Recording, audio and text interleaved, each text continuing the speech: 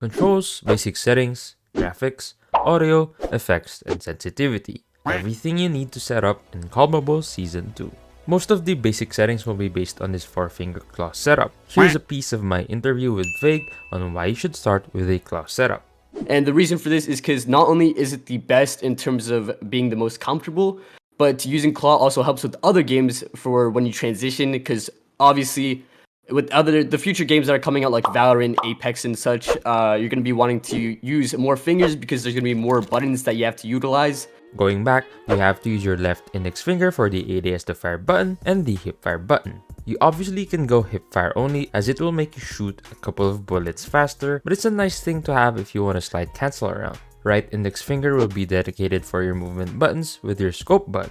While you can play without having the prone button, I personally like it so I don't have to hold onto the crouch button in order to prone. For your left thumb, you'll be controlling your joystick as well as toggling your score streaks. I have my joystick scale set to 90% as it is the perfect size for most fingers. The right thumb you'll use for toggling the action button, the one used for plants, diffuses, and nuke activation, weapon pickup button, one tap weapon switch button, reload, lethal and tactical equipment, and operator skill. Most of this is pretty standard, but there are a couple of settings I want you to look out for. Fixed R fire button so you can put your ADS to fire button on the left side without any problems if you want to use it. Another one is to have the right fire button for fixed perspective turned on if your ADS to fire button is on the right side. If you have it off, your aim will be moving around as you tap and hold on the ADS to fire button. Lastly, ADS button for rotation, keep this off. If you have it on, every time you tap on the ADS button, you'll be moving your aim unintentionally as you scope in.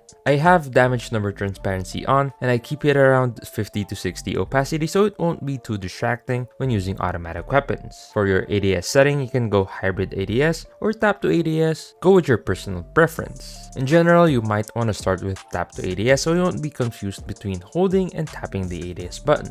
Walking around with dead silent has become important in this game to hide your footsteps, so I have my always sprint setting off while having a sprint sensitivity of 70 to 80. I found having it on 75 is the perfect value to switch between walking and sprinting without any issues. As for camera FOV with the current meta, you'd be better off using a 65 to 75 FOV as you aren't sacrificing much when it comes to not being able to see enemies from afar as well as not being able to spot enemies in corners. For the FOV FPP setting, I have it on 100 because it makes guns look tighter and I can see more of the map. These are my marker settings, perfect for being aware of the objective while not being distracted by the markers. For the best minimap settings, I recommend you to use the biggest scale you can. I use 95 with the lowest opacity you can, mine being 60. This allows you to see more on the minimap without being distracted and still see targets behind it. I have my map zoom on 64 and icon zoom on 75 with minimap rotation and player in the center turned on. If you're curious to try my personal 5-finger HUD, you can copy this one right here. It will allow you to be prepared to deal with all kinds of situations without compromise. You just have to change one setting, which is using tap and hold to ADS as your ADS setting. I use my left middle finger to ADS and my index finger to fire. Use low to medium graphic quality while using the highest possible frame rate on your device if you're looking to perform your best, especially for those who are using gaming phones and the latest devices out there that can take advantage of 90 to 120 Hz screens. Scrolling down, just have realistic scope on and you're good to go. If you want the game to look less rough on medium graphic quality, you can turn on anti-aliasing as well. For audio, when it comes to master volume, you don't need to touch it at all, just keep it at 100. I have my UI volume set at 50 so I don't hear that sound too loud whenever you toggle stuff in your settings or in game. SFX volume, you gotta keep it 100. These are gunshots, footsteps, explosions, everything game related. I have music volume set to 0 because I don't want to hear the COD Mobile theme song whenever I open the app. I have my voice chat and microphone at 50, so whatever I hear and say doesn't overpower the game audio for me and my teammates. Ambient volume set to 0 so you only hear everything essential to the game, and team volume is set to 50 as well. For the effects, I have the classic flare style, and I have pink as my effects color and get hit hint color.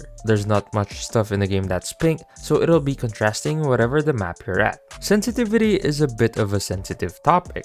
I still use speed acceleration at 140. At this point, I just got used to it, and it allows me to perform well without having to swipe too far. Here's my camera and firing sensitivities. I advise you not to copy them, but use one of these sensitivity guides around on YouTube. I'll link a few of them down below. That's about it for the best settings you can use right now. Is there a particular video you want to see? Let me know down in the comments. Thanks for watching. I'll see you in the next one.